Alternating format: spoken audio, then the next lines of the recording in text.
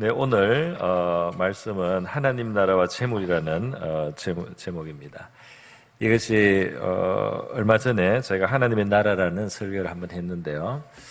이제 그때에 우리 심령에 임하는 하나님의 나라, 그래서 우리의 심령에 어둠을 몰아내고 빛이 오고 또 귀신의 영향 또는 사탄의 권세, 이런 어둠과 절망을 몰아내고 우리의 마음속에 소망과 평강과 또 희락을 주는 그런 하나님의 나라가 우리 심령적으로 임해야 된다는 주제로 말씀을 드린 적이 있습니다.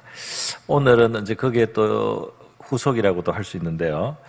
이제 우리 하나님의 나라가 우리 심령에 임한 것이라면 또 다른 차원은 뭐냐면 하나님의 나라가 우리의 생활에 임하는 거죠. 그래서 우리 생활 속에 임하는 하나님의 나라를 이제 말씀을 드린데, 그것이 특별히 이 재물과 많이 관계가 있기 때문에 우리 생활 속에 임하는 하나님의 나라, 이 주제를 하나님의 나라와 재물이라는 제목을 가지고 한번 말씀을 드리고자 합니다.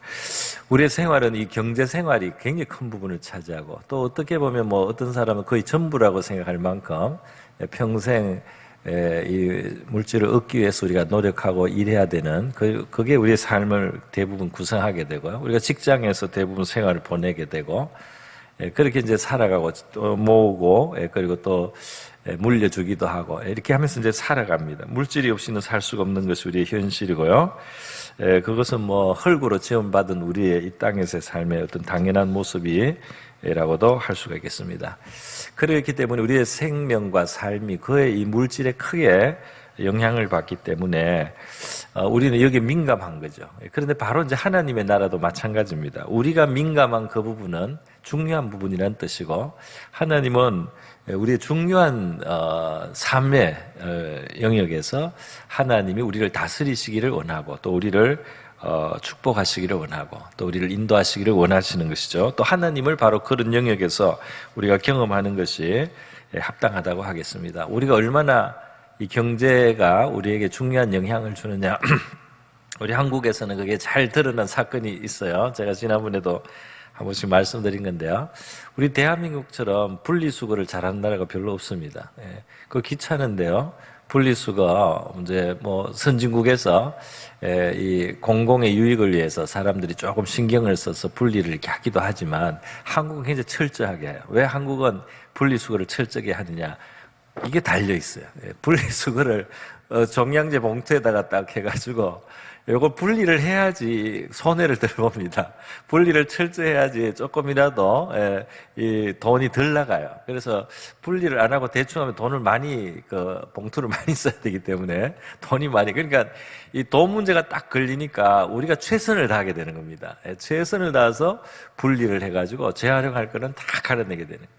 그래서 이렇게 경제에 의해서 우리는 이만큼 민감하고 영향을 우리에게 끼치게 되기 때문에, 하나님의 나라에 우리가 신앙생활, 우리 하나님을 믿고 하나님의 나라를 우리가 삶 속에 체험하는 데 있어서 이 경제라는 부분이 중요한 부분이고, 이게 잘 다루어져야만 하나님의 나라가 더 실제로 우리에게 풍성하게 누려질 수가 있다고 할 수가 있겠습니다. 그래서 이 하나님의 나라에 대해서 오늘 저는 경제와 관련한 면에서 말씀을 드리려고 하는데요. 사실 이 경제 생활은 하나님께서 우리 사람을 이렇게 이 땅에 물질적인 생활을 하면서 살도록 지으시게 되면 하나님의 관심이 있는 분이에요. 그래서 우리가 신앙생활 하면서 마치 우리 신앙은 이 영적인 것이다, 이렇게 해서 이 물질 생활을 간과하는 실수를 해서는 안 됩니다. 물질 생활은 굉장히 중요하다 이 말이에요. 그리고 특히 바로 이제 그 물질의 가장 대표가 돈인데요. 이 돈을 어떻게 벌며 어떻게 또 관리하고 또 어떻게 사용하느냐, 이것은 굉장히 신앙의 중요한 요소가 된다 하는 걸 우리가 알아야 돼요. 어떤 분은 그 조사를 했습니다. 이 성경에 성령에 등장하는 횟수를 계산을 하고요. 금, 은, 돈, 물질이 등장하는 본문을 조사를 했는데요. 금은 돈, 물질, 이것이 압도적으로 많아요. 그것이 우리의 생활에 더 많이 이제 접하는 부분이고, 성령은 물론 우리 내면적으로 역사하시고 우리가 굉장히 중요하고 하나님의 나라가 우리 심령에 임하는데 제일 핵심적인 요소긴 하지만은, 이 물질에 대해서 하나님은 너무너무 많이 성경에서 말씀을 하고, 우리가 이 물질 관계, 바로 이 경제 생활, 우리의 삶의 가장 큰 요소를 찾아낸 경제 생활을 신앙적으로 할 것을 원하십니다. 할렐루야. 예. 그리고 하나님은 이 물질에 대해서 포지티브하다고 할 수 있어요. 돈은 범사에 응용되느니라 그렇게 말씀했거든요. 예. 그래서 이 물질이 있으면 응용할 게 굉장히 많습니다. 예. 그러니까 있으면 더 좋죠. 그러나 이제 세상에서 생각하는 이 물질을 추구하는 이 세상의 가치관 또는 이제 물질을 최고의 우선에 두는 물질 제일주의, 황금 만능주의하고는 너무나 또 달라요. 그래서 우리 신앙인은 하나님이 우리에게 알려주시는 우리 믿음의 삶 속에 참 복과 참 생명의 풍성을 누리면서 이 물질 생활을 어떻게 해야 되느냐에 대한 성경적인 가르침 우리가 잘 이해하고 또 그것을 우리가 잘 응용할 수 있어야 되겠습니다. 그래서 오늘 저는 어떤 면에서 우리가 모두 부자 되기를 바라는데요. 경제적으로. 그러나 그것은 세상에서 생각하는 것과 약간 차원이 다릅니다. 또 어떻게 근본적으로도 다르다고 할 수 있어요. 그러나 이 물질의 풍성을 우리가 다 참 사실은 유익하고 좋은데요. 하나님이 가르쳐 주시는 진리의 터 위에서 그리고 하나님의 나라를 누리는 그 틀 안에서 우리가 이 물질 생활을 어떻게 경제 생활을 어떻게 하며 또 어떻게 그 풍성을 누릴 수 있는가 그런 것을 말씀을 드리고자 합니다. 기본적으로 우리가 알아야 되는 아주 중요한 것은 하나님은 우리 물질 생활에 관심이 있다는 거죠. 관심이 있고 우리 일용할 것을 공급하시는 것을 하나님은 기뻐하시기 때문에 그것에 대해서 우리가 기도하도록 일용할 양식을 구하도록 하셨다는 거예요. 그리고 우리가 먹을 것, 입을 것, 마실 것 결국 이게 물질적 필요라고 할 수 있는데요. 거기에 대한 우리의 염려 또는 그것이 우리에게 가져다 오는 염려와 근심에 대해서 하나님 관심을 가지고 있고 그 영역에 우리가 믿음을 사용하기를 원하시고 그 영역이 하나님의 우리를 다스려 주시는 영역으로 그렇게 하나님은 만들기를 원하신다 하는 것을 우리가 알아야 되겠습니다. 그래서 하나님은 우리가 이 물질 생활 필요한 줄 아는데 다만 거기에 매달려서 살고 그것 때문에만 하나님께 그걸 달라고만 하는 이러한 수준의 삶 그거는 이방인의 삶의 수준이다. 없어서 달라고 하나님께 복을 빌고 하는 요 수준 이방인이 구하는 것이다 그랬잖아요. 거기에 머물러 있지 않기를 원하는 것입니다. 하나님은 더 높은 차원의 그의 나라와 의를 구하는데 그것이 물질의 모든 또 필요도 하나님이 채워주시는 바로 이러한 형태의 삶을 우리가 살기로 해요. 그러니까 하나님의 나라를 누리면서 물질을 우리가 공급받게 하나님은 원하신다 이 말입니다. 물질 때문에 하나님하고 나라와 멀어져서는 안 된다는 거죠. 물질 때문에 하나님하고 멀어져서도 안 되는 거예요. 하나님과 가깝게 하나님의 나라를 위하면서 물질이 우리의 삶 속에 하나님이 축복해 주시고 부어주시는 그런 모습으로 우리가 살도록 하나님은 의도하고 계시다 하는 것입니다. 그래서 이 물질 관계에 대해서 하나님은 우리가 이 신앙에 바로 서서 하나님 나라의 원리를 따라 살면서 물질의 넉넉함을 또는 풍성함을 또는 만족함을 누리고 필요를 체험받는 이러한 삶을 하나님은 원하세요. 그래서 성경은 이 물질을 얻는 방법에 대해서도 사실은 많은 지혜를 말씀합니다. 그래서 저는 권하고 싶어요. 물질 생활에 대해서 신앙적으로 우리가 사셔야 된다 말이죠. 그것도 빨리 알수록 좋죠. 잠언과 전도서를 많이 봐야 됩니다. 잠언과 전도서는 우리의 실생활에 대한 굉장히 많은 교훈을 가지고 있는데요. 그 중에 또 상당 부분이 경제 생활을 말하고 있어요. 그래서 우리 경제 생활을 어떻게 하는 것이 하나님의 뜻이다. 그러니까 이게 기본적으로 경제 생활을 어떻게 하라는 하나님의 말씀을 일단은 우리가 받아야 되고 그거를 순종할 때 거기에서 기본적으로 우리 하나님이 우리를 축복하실 수 있는 영역이 있습니다. 그거를 먼저 말씀을 드리도록 하겠습니다. 이 물질 생활에 있어서 하나님이 우리를 축복하시고 하는 가장 큰 원리 중에 하나는 우리가 건면해야 된다 하는 것이죠. 건면하라. 잠언 11장 16절에 보면 유독한 여자는 존영을 얻고 건면한 남자는 재물을 얻느니라. 그래서 우리가 물질을 얻기 위해서는 부지런함이 있어야 된다는 거예요. 그래서 많은 부지런한 사람들이 또 재물을 얻는 그런 일들이 많습니다. 부자 된 사람들 중에는 부지런한 사람이 많다 이 말이죠. 부자를 미워하면 안 될 것 같아요. 많은 사람 부지런해서 부자가 됐습니다. 그리고 그다음에 잠언 12장 27절에 게으른 자는 그 잡을 것을 사냥하지 않는데 사람의 부귀는 부지런한 것이니라 그랬어요. 그래서 이 부지런하다, 너무 이거는 세상에서도 다 안다고 생각하는데 신앙세계에서 면제되는 게 아니다. 신앙세계에서도 우리가 부지런하고 열심히 해야 된다 하는 것을 말씀하고 있습니다. 그러나 이제 여기서 이제 하나님 앞에서 우리가 이제 더 조심해야 될 것들이 이제 하나하나 더 나옵니다. 뭐냐면 물질을 얻되 그 방법도 하나님은 관심을 가지고 있고 또 보이지 않는 하나님의 이 원리가 이 세계에 작용하고 있어요. 그래서 물질을 얻되 이 악한 모습으로 또는 해로운 모습으로 물질을 얻어서는 안 됩니다. 예를 들어서 잠언 13장 11절에 보면 망령되이 얻은 재물은 줄어가고 그랬어요. 손으로 모은 것은 늘어가느니라. 손으로 성실하게 수고해서 버린 이 물질은 늘어나게 될 것이고, 망령되다는 건 뭘까? 예를 들면은 뭐 도박을 하면서 한탕 해가지고 어떤 또는 남을 해롭게 하면서 또는 어떤 범죄적인 그런 수단을 사용해서 얻는 것, 이런 것은 결국 날아간다. 이제 그렇게 말씀하고 있습니다. 그 줄어가게 만드는 하나님의 작용이 역사하겠죠. 또 잠언 28장 20절에도 우리가 소득을 가지는 데 있어서 조심해야 될 것을 말하고 있어요. 28장 20절에 충성된 자는 복이 많아도 속히 부하고자 하는 자는 형벌을 면하지 못하리라. 이 속히 부하려고 하는 급한 마음으로 또 이게 한탕을 좀 해야 되니까 한목에 좀 뭘 하려고 이렇게 머리를 너무 쓰다 보면은 거기에 어떤 대가를 지불하게 됩니다. 그래서 그렇게 하지 말라는 말씀이 되겠죠. 다른 곳에서 성경은 이 재물을 사랑하면 일만하게 뿌리가 된다고 했어요. 그래서 이 물질은 필요하고 하나님은 그걸 축복하기를 원하지만 우리가 거기에 집착을 하고 매달려서 거기에 대해서 어떤 부당한 방법을 동원하면서까지 그걸 접근하려고 하다 보면 그게 해가 된다는 것이 성경의 말씀이다 이 말입니다.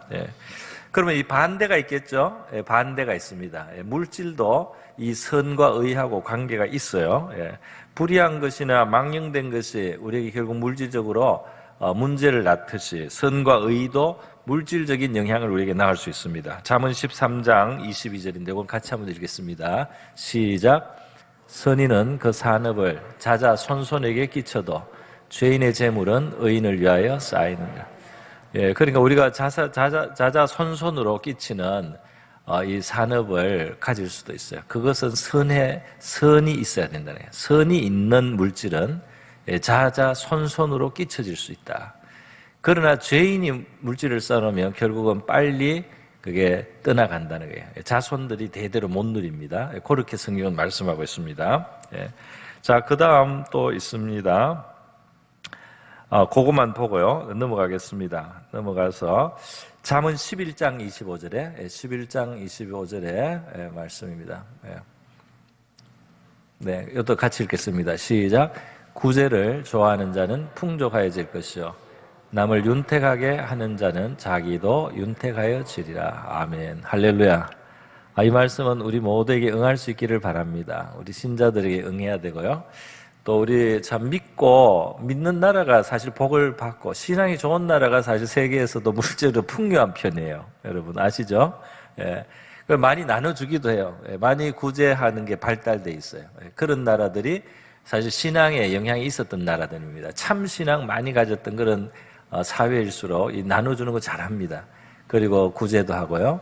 그리고 더 풍성하게 또 복을 받기도 하고요. 이제 그런 일들이 있습니다. 남을 윤택하게 하는 것에 대해서 우리가 마음을 쓸 수 있어야 돼요. 그래 우리도 윤택해지는 그런 것입니다. 이 보이지 않는 하나님의 이 세계에 있던 질서가 이렇게 돌아가는 거예요. 그렇게 만들도록.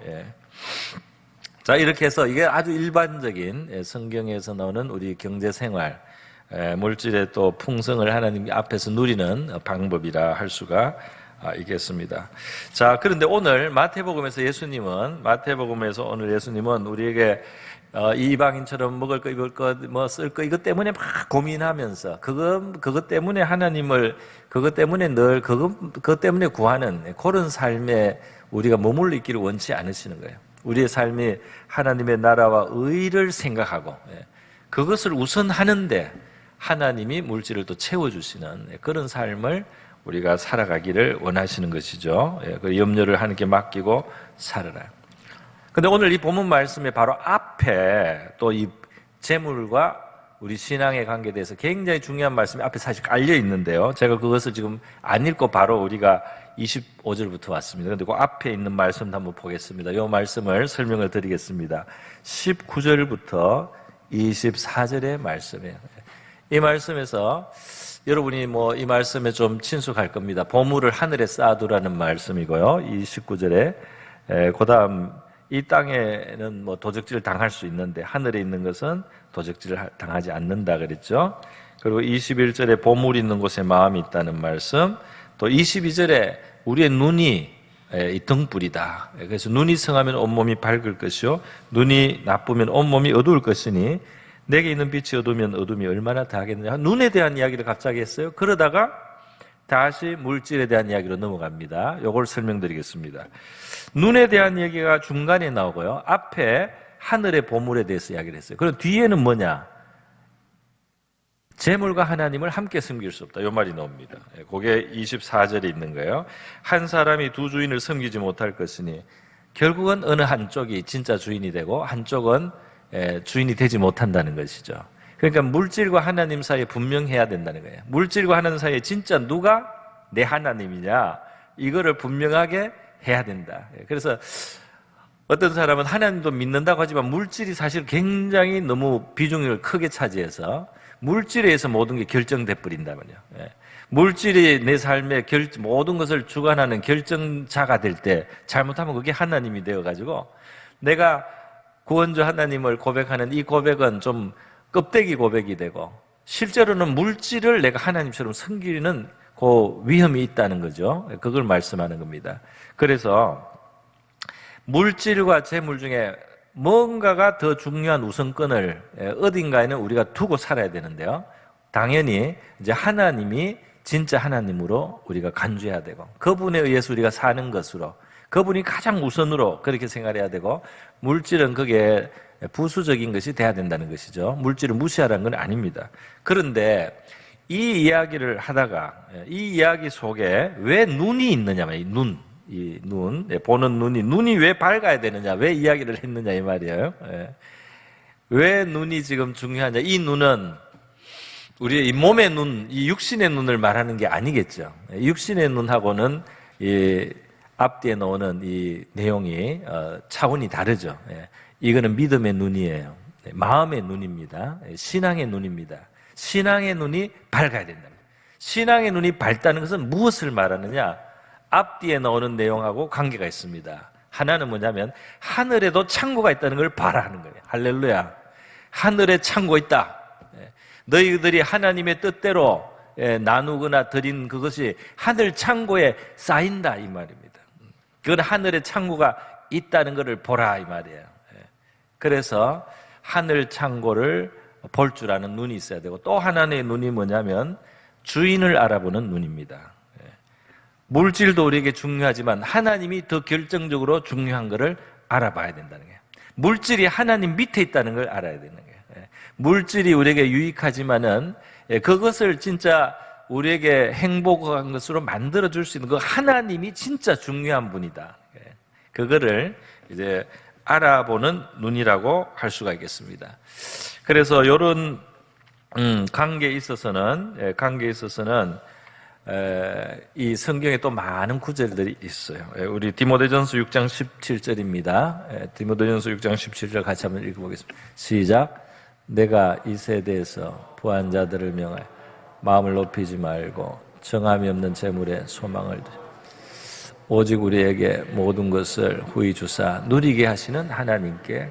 자, 여기 보면 소망을 어디에 둬야 되느냐 했을 때 재물에 두지는 말라는 거예요. 이게 물질을 무시하는 건 아닙니다. 그러나 우리가 어디에 소망을 두고 살아가느냐, 재물에 소망을 두지는 마라. 그러면 어디에 소망을 둬야 되느냐? 하나님께 두는데 이 하나님이 그 물질 위에 계셔서 물질을 컨트롤하고 있어요. 그래서 그 하나님께 소망을 둬야 된다. 이 하나님은 우리에게 후히 주실 수 있는 분이요 누리게 하시는 하나님이다. 그러니까 이게 물질이 물질을 하나님이 또 허락하는 대로 우리가 받을 수 있지만 그게 끝이 아니고 누리게 한다 이 말이에요. 물질 때문에 행복해진다. 물질 때문에 만족을 얻는다. 물질 때문에 기쁨이 있다. 물질 때문에 굉장히 유욕하다. 요거를 누린다고 표현할 수 있습니다. 그러니까 뭐냐면 물질은 있는데 누리지 못할 수도 있다는 것을 말합니다. 다시 말해서요, 물질에 소망을 둔 사람이 물질을 얻었는데 행복하지 않을 수 있다 이 말입니다. 물질에 소망을 두고 물질을 하나님처럼 섬겼는데 그 물질을 통해서 갖고자 했던 행복은 없을 수 있어요. 그 물질을 통해서 얻고자 했던 만족은 사라질 수도 있다. 왜냐하면 하나님이 안 주면, 하나님이 그걸 닫으면 없다 이 말입니다. 그런데 우리 하나님은 주시는 것도 할 수 있고 우리가 받은 것으로 우리가 행복하게도 만들 수 있는 그거는 하나님이다 이 말이에요. 할렐루야. 이거를 보라는 겁니다. 이거를 볼 수 있는 눈을 밝게 가져야 된다 이 말입니다.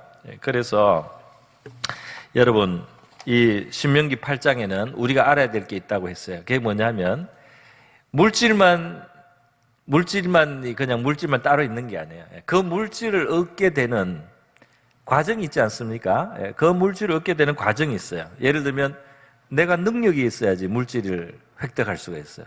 지혜롭거나 기회를 잘 살리거나 어떻게 하면 이 재물이 늘어날 수 있는지 그 지혜가 있어가지고 그걸 운용을 해서 물질이 생기지 않습니까? 그런데 바로 그런 능력을 하나님이 주신다는 겁니다. 할렐루야. 그런 능력을 하나님이 줄 수 있어요. 그래서 만약에 하나님이 그걸 안 주면 얻지를 못할 수 있습니다. 신명기 8장 18절에 하나님을 기억하라. 재물 얻을 능력을 주셨습니다. 그래서 물론 우리가 열심히 노력하고 수고했지만은 노력해도 능력이 없어서 못 얻을 수도 있어요. 그래서 이 얻을 수 있는 재물을 얻을 수 있는 능력의 원천이 어디냐? 하나님이 주신다면요. 하나님이 지혜를 주시고 하나님이 통찰력을 주시고 하나님이 뭐 능력도 주실 뿐 아니라 다른 것도 있겠죠.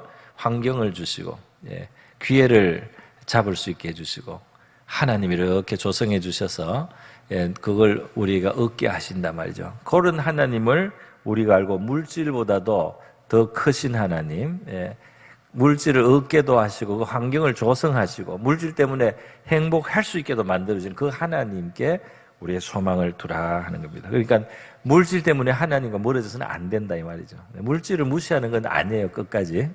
물질은 가치가 있고 소중하고 잘해야 되는데 물질 때문에 하나님과 멀어지는 것은 이제 하나님을 덜 신으로 생각하고 물질이 더 신이 되는 겁니다. 그래서는 안 된다 이 말입니다. 잠언 23장 5절에 이렇게 말씀하고 있어요.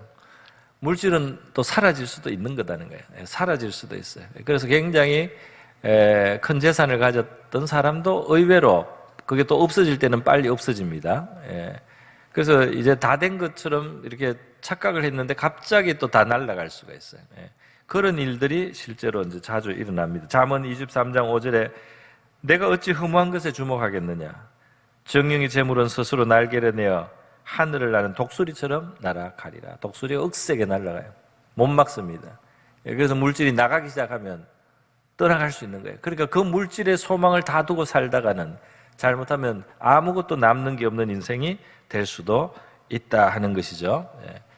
또 전도서도 말씀합니다. 전도서 5장 13절에 말씀해요. 뭐라고 했냐면 이 세상에 폐단이 있어요. 뭐냐 하면 소유주가 재물을 자기에게 해가 되도록 소유하는 것이다. 그래서 어느 정도 이상의 그 재물이 이 해가 될 수가 있습니다. 뭐 우리 중에는 그렇게 많은 분은 많지 않겠지만 그래도 하나님이 볼 때 우리에게 어떤 그 재물이 차라리 없는 게 차라리 적은 게 나은 그런 상태도 있습니다. 우리는 이걸 사실 이제 우리 사회적인 신문 뉴스에서 자주 보는 거예요. 어디에 형제들이 재판을 하고 싸웁니까? 유산을 많이 남긴. 유산을 많이 남겼는데 형제들이 그 자식들이 그 유산 차지하기 위해서 상속 소송을 걸고 분쟁을 해가지고 말이죠. 갈갈이 찢어지고 원수가 됩니다. 차라리 그 재물이 없었다면, 그보다 훨씬 적었다면은 사이좋게 지낼 수 있었을지도 몰라요. 차라리 나눠 먹고 이렇게 사는 것이 더 행복할 수도 있어요. 그런데 너무 많은 재산에 욕심이 막 생겨가지고 그 형제들이 원수가 되고 라이벌이 돼가지고 그 비극이 일어납니다. 그래서 돈이 행복을 갖다 주기 때문에 돈을 우리가 소중하게 그 행복의 어떤 기초가 되고 어떤 요소가 되기 때문에 물질을 원하는 것이었는데 나중에 이 물질 때문에 행복이 완전히 헤쳐지고 행복이 오히려 꿰틀어지는 이제 불행이 올 수가 있죠. 그러니까 그 물질이 남겨준 물질이 자식에게 축복이 되게 하는 걸 하나님이 해야 되는 거예요. 그러니까 그 하나님이 그렇게 복이 될 수 있도록 우리가 물질에 대한 어떤 자세를 가지고 우리의 삶이 있어야 된다 이 말입니다. 네. 자, 그리고 또 전도서 5장 11절에 이런 말씀이 있습니다. 재산이 많아지면 먹는 자들도 많아지나니 그 소유주들은 눈으로 보는 것 외에 무엇이 유익하랴. 그래서 이것도 어느 정도 이상의 재산의 경우인데요. 이제 어느 정도 많아지고 나면 그게 많아지는 만큼 행복해지는 건 아닙니다. 어느 정도 먹고 살만하면 그 다음에 재물이 아무리 늘어도 그게 비례해서 행복이 커지는 건 아니에요. 그냥 내가 그 관리하는데 시간이 더 들고 관리하는 사람도 써야 되고 이렇게 그것 때문에 어떤 직업이 그 밥벌이가 생기는 사람들이 더 생길 겁니다. 그러지만은 내가 먹는 거는 하루에 3끼고 자는데 필요한 공간은 요만큼이고 그 이상이 자꾸 될 수는 없는 거예요. 한계가 있다는 것입니다. 자, 전도서 4장 8절에는 어떤 불쌍한 사람을 말하고 있어요. 이 사람은 분명히 많은 것을 가졌어요. 그런데 행복하지 않은 사람을 하나 소개를 했습니다. 전도서 4장 8절에 어떤 사람이 아들도 없고 형제도 없고 홀로 있어요. 그 수고가 계속돼요. 왜냐하면 재산을 운용을 해야 되기 때문에 관리를 해야 되니까 또 기업이 있어서 계속 신경을 써야 돼요. 수고할 거는 끊임없이 있습니다. 그런데 외로워요. 그리고 눈으로는 볼 수가 있겠죠. 그런데 그게 무슨 만족을 주겠습니까? 저게 내 집이다. 저게 내 땅이다. 저게 내 빌딩이다. 그런데 그것 때문에 계속 만족스럽지는 않습니다. 그래서 결국은 나중에 내가 누구를 위해서 이렇게 수고하며 사는가? 그리고 제일 결정적으로 행복을 왜 나는 행복하지 않지? 이렇게 슬픈 고백을 하는 사람이 있게 된다는 겁니다. 이것이 불행하다는 거예요. 많은데 외로워요. 많고 수고도 끊임없는데 행복하지가 않아요. 그럴 수도 있다는 겁니다. 그러니까 우리가 크나 적으나 많으나 적으나 우리가 궁하지 않고 우리가 괴롭지 않게 살면서 하나님이 우리를 행복하게 만들어주시는 그런 복된 삶 우리가 사모할 수 있기를 바랍니다. 그런 삶은 반드시 우리가 가져야 되겠죠. 여러분, 이제 재물이 늘어날 수 있어요. 하나님 우리를 복을 주셔서 재물이 늘어날 수가 있어요. 시편 62편에 보면 재물이 늘어난다. 그런데 그것에 치심하지 말라 그랬습니다. 재물이 늘어도 거기에 마음이 쏠리지 마라 말이야. 그것은 사라질 수도 있고 또 그 재물 때문에 내가 반드시 행복이 보장되는 건 아니고 그거를 복되게 할 수 있는 하나님께 마음을 많이 두라는 겁니다. 할렐루야. 그러니까 이 재물이 늘어도 내 관심은 하나님께 있어서 재물을 얻게 하시고 그것 때문에 나에게 누림과 만족을 얻게 하실 그 하나님께 나의 마음의 초점을 두라 하는 것입니다. 여러분, 그래서요 전도서 6장에 다시 한번 이 사실을 우리한테 찝어줘요. 어떤 사람이 그렇게 나옵니다. 전도서 6장이죠. 어떤 사람은 그 영혼이 바라는 모든 소원에 부족함이 없어 재물과 부여와 종기를 받았대요. 하나님께. 이 사람은 재물, 물질도 받고 종기도 받았다니까 사회적인 지위까지 받은 것 같아요. 하나님께 받았습니다. 자, 그런데 하나 더 있죠. 받았으나 하나님께서 그가 그것을 누리도록 허락하지 아니하셨으므로 그래 돼 있어요. 받았는데 누림이 없어요. 다시 말해서 받아서 땀들은 보면 부러워요. 그런데 자기는 그것 때문에 즐겁지가 않습니다. 그럴 수가 있다는 거예요. 여기서 아까 전에 말씀했잖아요. 후히 주시고 누리게 하시는 하나님. 그에게 소망을 두라는 거예요. 여기에 지금 하나님이 소유하는 데까지만 주고 누리는 것까지 하나님이 안 주면 누리지는 못한다 이 말입니다. 가져서 그 가진 것 때문에 행복한 것은 없다 이 말이에요. 우리는 적게 가져도 하나님이 많이 누림을 많이 주신 그런 삶도 우리들에게는 많이 있습니다. 그래서 저 말씀하고 우리가 좀 거리가 멀 수는 있는데요. 저렇게 대해보지 않아서 우리가 잘 모를 수도 있고요. 그래서 누리도록 허락하지 않으면, 사람이 불하는 거 다 가지고도 괴로운 거예요. 외로운 거예요. 살고 싶지가 않은, 재미가 없는 거예요. 살 맛이 없을 수도 있다 이 말입니다. 그래서 우리가 줄이지 않고 아주 그것 때문에 공색하지 않고 그것 때문에 아주 고통을 당하지 않고 살아가면서 하나님 때문에 우리가 기뻐할 수 있다면, 만족할 수 있다면, 즐거워할 수 있다면 그것도 참 큰 복인 줄 믿습니다. 그렇게 되려면 이제 기본적인 수준에서는 하나님의 또 주심이 있어야 되겠지만요. 자, 전도서 5장에 또 말씀하고 있습니다. 또한 어떤 사람에게든지 하나님이 재물과 부요를 그에게 주사 능히 누리게 하시며라고 되어 있습니다. 이번에 누리게 한다는 게 있습니다. 재물과 부요를 줬는데 하나님이 누리게 하셨어요. 이번에 그랬더니 제 몫을 받아 수고함으로, 자기가 노력한 만큼 받는 거죠. 수고함으로 즐거워하게 하신 것은 하나님의 선물이라. 하나님이 선물 주시고 복을 주시면 우리가 수고한 만큼 얻고 또 그것으로 인해서 즐거워하며 살 수가 있다 하는 것입니다. 그래서 디모데 그 전서 6장 17절 아까 전에 말씀했는데요. 너가 이 세대의 부한자들을 명하여 마음을 높이지 말고 정함이 없는 재물에 소망을 두지 말고 오직 우리에게 모든 것을 후히 주시고 또 플러스 누리게 하시는 하나님께 소망을 두며, 그죠? 요게 이제 우리 하나님 나라에 우리가 살아가는 그 모습입니다. 18절에 선을 행하고 그랬어요. 선한 사업을 많이 하고 나누어 주기를 좋아하며 너그러운 자가 되게 하라. 이게 이제 성도들에게 물질을 줬어요. 성도들이 해야 되는 거예요. 성도들이 물질을 가졌는데 세상에 즐길 것이 많아졌습니다. 물질을 가지니까 이제 쓸 때도 있어요. 그러다 보니까 하나님하고 멀어지는 경우가 생깁니다. 하나님을 찾지를 않아요. 없을 때는, 조금 부족할 때는, 좀 아쉬울 때는 하나님 앞에 겸손하고 하나님 앞에 간절하고 하나님의 은혜에 감격할 줄 알았는데 뭐가 조금 눅눅해지니까 말이죠. 이제는 하나님이 없어도 안심이 돼요. 하나님하고 별로 거리가 좀 생겨도 이제는 두렵지가 않아요. 그리고 또 다른 사람 좀 이렇게 무시하면서 말이죠. 이렇게 이제 살아가게 됩니다. 이제 그렇게 되면 이게 영적으로는 손해가 되는 거죠. 그래서 어떤 사람들은 하나님이 물질을 주면은 멀어지기 때문에 덜 줄 수도 있다 그런 생각을 해봅니다. 약간 덜 주는 거예요. 그래서 하나님하고 좀 어느 정도 그래도 가까이 있게 만들어주시는 그런 경우도 있단 말이에요. 어떤 사람은 그런 고백을 해요. 하나님이 내 평생에 여러 가지를 많은 걸 줬는데 딱 하나를 안 줬다는 거예요. 자기가 원하는 만큼의 풍요를 못 받았어요. 그냥 굶지는 않지만 좀 근근히 살고 때로는 좀 궁색한 느낌도 든다. 그런데 다른 걸 보니까 전부 다 주셨어요. 전부 다 좋은 것들이에요. 여러 가지 면에서 좋은 것들이 참 많아요. 근데 하나님이 그거 좀 덜 주셨다 이런 말을 합니다.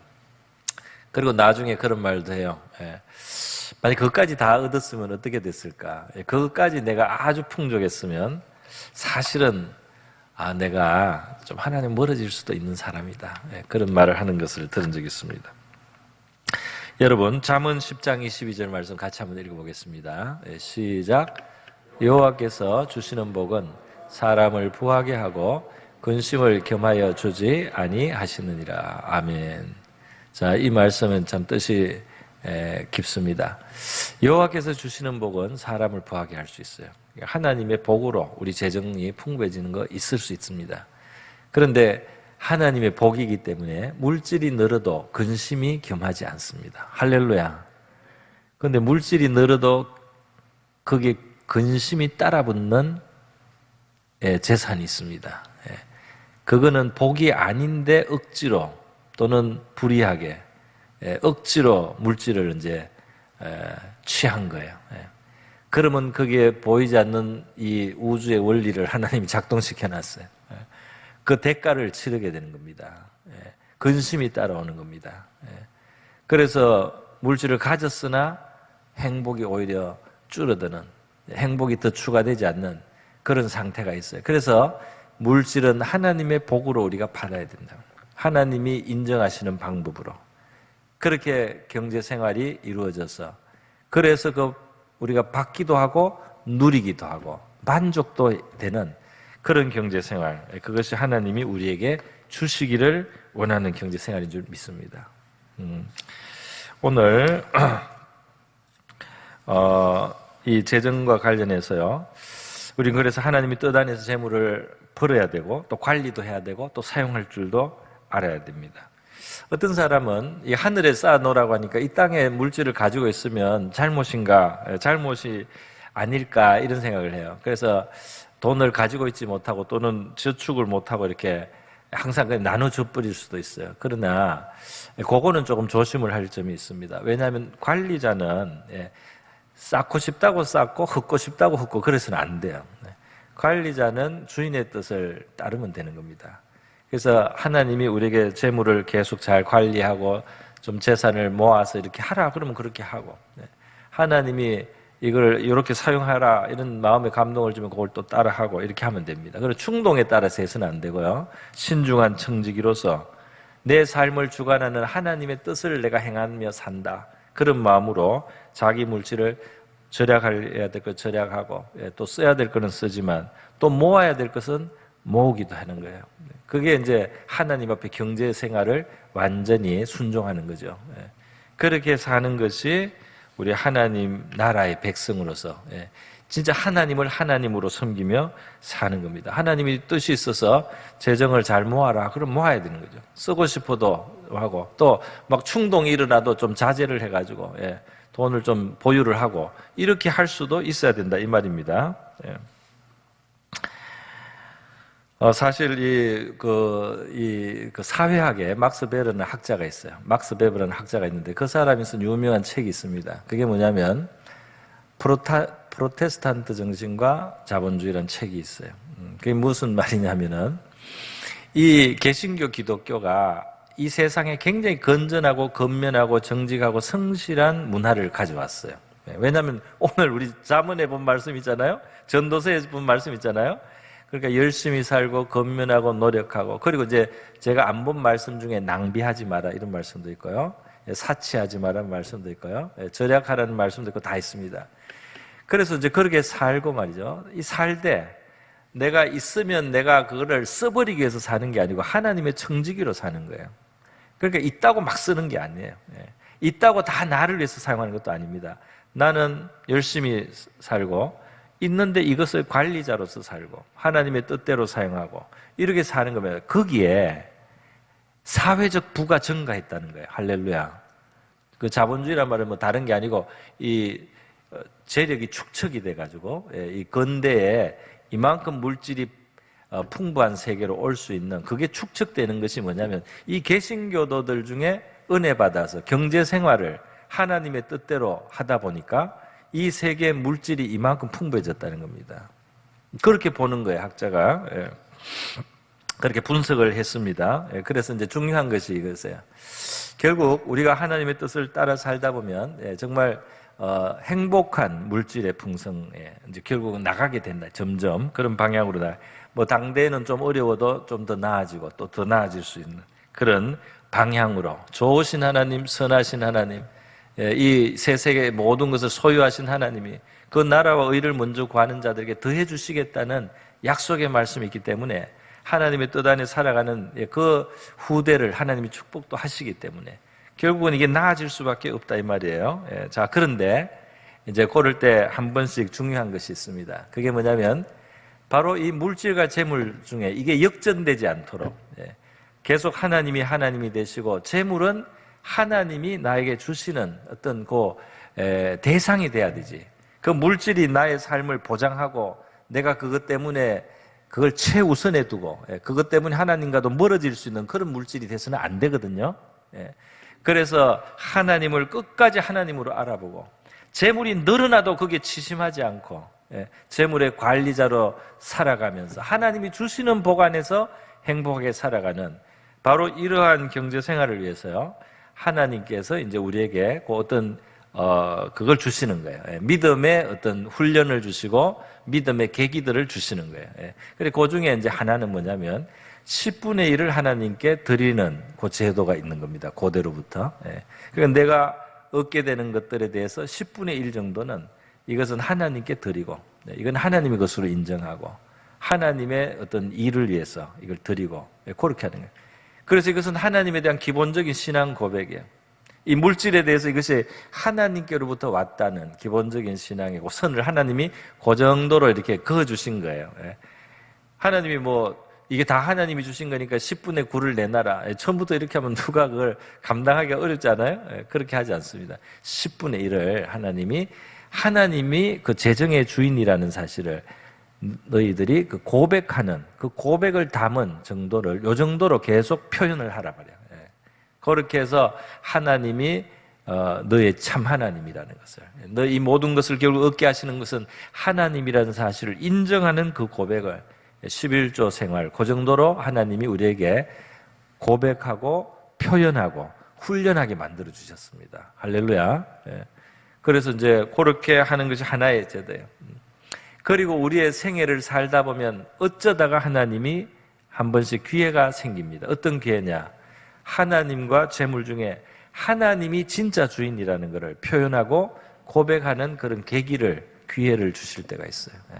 그것은 자주 있는 일은 아니지만 그런 일이 있을 때는 우리가 결단을 해야 되는 것입니다. 나는 하나님을 의지하고 산다면서요. 하나님이 내 복이다. 그래서 하나님이 지금 분명히 이렇게 원하시기 때문에 나는 이 물질에 있어서 이걸 하나님의 뜻에 굴복하겠다 하는 그런 결단을 내려야 될 때가 있습니다. 이거는 진짜 이거는 매일같이 있는 그런 일은 절대로 아닌 것 같아요. 그러나 그런 순간에 우리가 신앙의 선택을 해야 됩니다. 하나님은 이삭을 통해서 축복하기로 했잖아요. 그런데 한번 이삭을 바치라 그랬잖아요. 그죠? 이삭을 통해서 민족을 이루겠다고 하셨는데 이삭을 번제로 바치래. 그러니까 이게 머리가 복잡하잖아요. 그래도 일단 믿음으로 이삭을 바치려고 하니까 이삭도 안 죽고 결국은, 그리고 민족이 되잖아요. 하나님의 약속은 다 이루어지잖아요. 그리고 그 이삭을 바치는 믿음의 결단과 행동을 통해서 아브라함의 신앙이 완전히 살아있는 신앙으로 표현이 되고 말할 수 없는 축복의 통로가 되었습니다. 할렐루야. 제가 예전에도 말씀드리고 있는 적이 있는데요. 제가 영국에서 목회를 할 때 한 은퇴한 목사님을 만났어요. 감리교 쪽 목사님인데요. 이 목사님의 간증이에요. 그 간증이 뭐냐? 목사님이 이제 그 중앙아시아 선교를 이제 현역 목회를 할 때 이제 하게 된 거예요. 그곳에 어떤 학교도 짓고 그 선교 베이스로 만들고 그 학교를 통해서 그 나라에 어떤 복음이 들어갈 수 있도록 이제 문을 연 것입니다. 하나님이 많이 역사해 줬어요. 그런데 이제 그 학교를 이제 그 건축도 하고 이렇게 확장하는 과정에서 재정이 필요하게 된 거예요. 그래서 그 재정 필요를 위한 기도 제목이 올라왔습니다. 그래서 목사님이 기도를 했어요. 그 재정이 채워달라고 기도를 했는데 기도하는 중에 하나님이 한번 성령의 감동으로 말씀하셨어요. 그 재정을 달라고 이제 기도 그만하고 네가 가진 것을 주라 하는 거예요. 그래서 목사님이 바로 나오는 것이 나는 가진 것이 없습니다. 그렇게 이제 한 거. 가진 게 별로 없어요. 통장에 있는 게 없어요. 그런데 제 하나님이 있다는 거예요. 아무 말씀도 안 하고 있다는 듯이 하나님이 있는 거예요. 가만히 생각해 보니까 있어요. 그래서 이제 목사님이 고민해서 아니 그거는 내가 살아야 되는데. 그래서 다음날 또 기도를 하는데 하나님이 그걸 또 말씀하셨어요. 그래서 이분이 고민을 했는데 결국은 순종했습니다. 순종을 해서 집을 옮겼어요. 그래서 집은 좀 어렵게 됐어요. 집은 이 사택을 제대로 된 그런 집이 아닌 아주 그냥 어렵게 고생스럽게 살았어요. 그리고는 그거를 그냥 하나님께 드려서 거기에 선교지에서 이제 그 큰 사업이 이루어진 거예요. 자, 그래서 그렇게 자라니까 이제 자녀들은 좀 불편하지 않습니까? 삶이. 그래가지고 자녀들이 원망도 하고 그랬대요, 사실은. 그런데 제가 영국에 있으면서 보니까요, 그 자녀가 우리 교회 집사로 와서 있어요. 그런데 영국에 취직을 했는데 이 사람에게 하나님이 제가 볼 때는 놀라운 능력을 주셨더라고요. 이 아들이 굉장히 유능한 사람이 됐어요. 그렇게 자랐는데 이 아들에게는 능력이 있어요. 예. 아주 지혜롭습니다. 예. 아주 이 능력이 있습니다.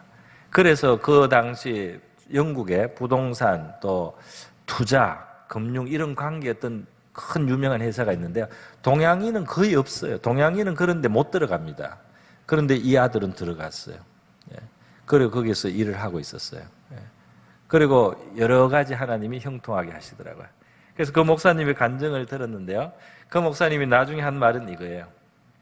내가 내 생애를 일생을 사는 동안에 잘한 일이 있다면 몇 가지 꼽는다면 그 중에 하나는 그때 순종한 거예요. 이 재정 문제에 있어서 하나님을 하나님으로 그렇게 고백을 했다 이 말이죠.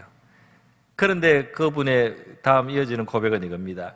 내가 그때는 잠깐 어려웠는데 지금 내가 이렇게 이제 살고 세월이 지나고 나서 나는 대한민국에도 살 집이 있고 미국에도 살 집이 있고 그 카자흐스탄에도 살 집이 있다는 겁니다. 할렐루야. 나는 어디 가도 살 곳이 있다는 거예요. 나는 자유롭다는 거예요. 하나님이 하나님의 뜻을 존중하고 그 나라와 의를 먼저 구한 사람에게 반드시 이 말씀의 대로 더하여 주실 줄 믿습니다. 그 무조건 뭐 억지로 충동적으로 하라 이건 아니에요. 하나님의 뜻이 분명할 때 우리는 하나님이 하나님이고 물질은 하나님이 더해줄 수도 있고 거둘 수도 있고 주시기도 하고 누리게도 할 수 있는 하나님이 진짜 주인이라는 것을 고백해야 될 그런 때가 온다면 바르게 고백할 수 있기를 바랍니다. 그렇게 해서요 우리의 살아가는 삶 속에 이 하나님의 나라라고 하는 것을 우리의 가장 가까이 있는 경제생활 속에서도 누리고 체험하는 저와 여러분 될 수 있기를 주님의 이름으로 축원드립니다.